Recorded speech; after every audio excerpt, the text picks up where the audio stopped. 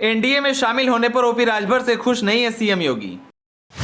BJP के सभी बड़े नेताओं ने ओपी राजभर को दी बधाई, लेकिन सीएम योगी का नहीं आया कोई बयान। ऐसे में क्या ओपी राजभर योगी कैबिनेट का विस्तार में राजभर बनेंगे मंत्री?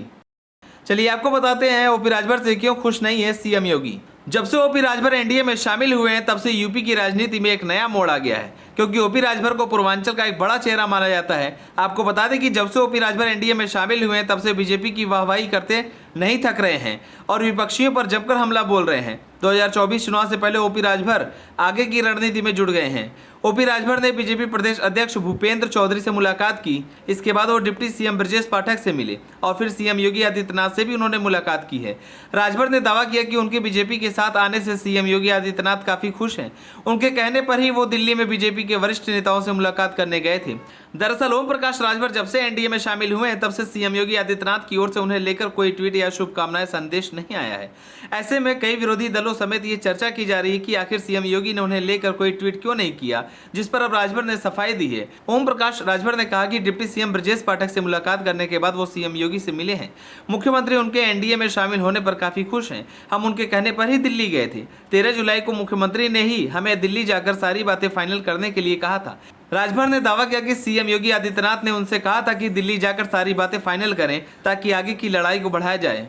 जब हमने उनसे कहा कि सब लोग सवाल उठा रहे हैं कि आपकी ओर से कोई ट्वीट नहीं आया, तो उन्होंने कहा कि हमने तो खुद ही आपको वहां भेजा था। जब गृह मंत्री अमित शाह यूपी आए थे तो हमने ही कहा था कि ओम प्रकाश राजभर जी को शामिल कर लीजिए, नहीं तो बहुत मुश्किल हो जाएगा।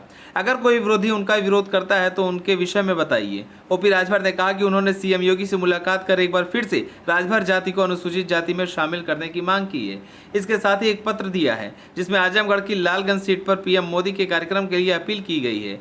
उन्होंने कहा कि इस क्षेत्र में बीजेपी को 6 सीटों पर हार का सामना करना पड़ा था। ऐसे में वो यहीं से लोकसभा चुनाव की शुरुआत करने की तैयारी कर रहे हैं। आपको बता दें कि लोकसभा चुनाव की तैयारियों में जुटी बीजेपी ओम प्रकाश राजभर और दारा सिंह चौहान को साधने के बाद कैबिनेट का हिस्सा बनाने वाली है। योगी कैबिनेट का विस्तार अगस्त के पहले सप्ताह तक होने की उम्मीद है। उत्तर प्रदेश की योगी सरकार में दारा सिंह चौहान और सुभाषपा प्रमुख ओम प्रकाश राजभर को विभाग बंटवारे पर मंथन चल रहा है। 2022 के विधानसभा चुनाव में सुभाषपा ने सपा के साथ मिलकर नए सहयोगी बीजेपी को नुकसान पहुंचाया था। पूर्वांचल के कुछ जिलों में बीजेपी खाता भी नहीं खोल पाई थी। गाजीपुर, आजमगढ़ और अम्बेडकर नगर जिलों में बीजेपी का पत्ता साफ हो गया था। झटके के डर से बीजेपी आगामी लोकसभा चुनाव में नए सहयोगियों को ज्यादा तवज्जो दे रही है। जातीय समीकरण के लिहाज से बीजेपी ने दारा सिंह चौहान को एनडीए में शामिल कर लिया है। नए सहयोगियों के बहाने कुछ पुराने चेहरों की भी लौटने की उम्मीद है। सिद्धार्थनगर सिंह, श्रीकांत शर्मा, अशोक कटारिया और महेंद्र सिंह को भी योगी मंत्रिमंडल में जगह पाने के लिए लॉबिंग कर रही है। बताया गया कि चौधरी आलाकमान के जिलाध्यक्षों की नियुक्ति के लिए तैयार पैनल को आगामी लोकसभा चुनाव की तैयारियों पर चर्चा करने के लिए गए हैं। सूत्रों का कहना है कि आलाकमान की तरफ से हरी झंडी मिलने का इंतजार है। ओम प्रकाश राजभर को पंचायती राज का मंत्री बनाया जा सकता है। केंद्रीय नेतृत्व से हरी झंडी मिलने के बाद योगी सरकार का शपथ ग्रहण समारोह अगस्त के पहले सप्ताह में हो सकता है। विधायकी से इस्तीफा देने के बाद खाली हुई घोसी विधानसभा सीट पर एक बार फिर दारा सिंह चौहान को बीजेपी उपचुनाव में उतारेगी। आप सभी को क्या लगता है? जिस तरह से बीजेपी 2024 चुनाव के लिए तैयारियों में जुटी है, क्या विपक्ष बीजेपी को टक्कर देने में कामयाब रह पाएगा या नहीं? हमें कमेंट कर जरूर बताएं। अगर आप नए तो हमारे चैनल को सब्सक्राइब करें।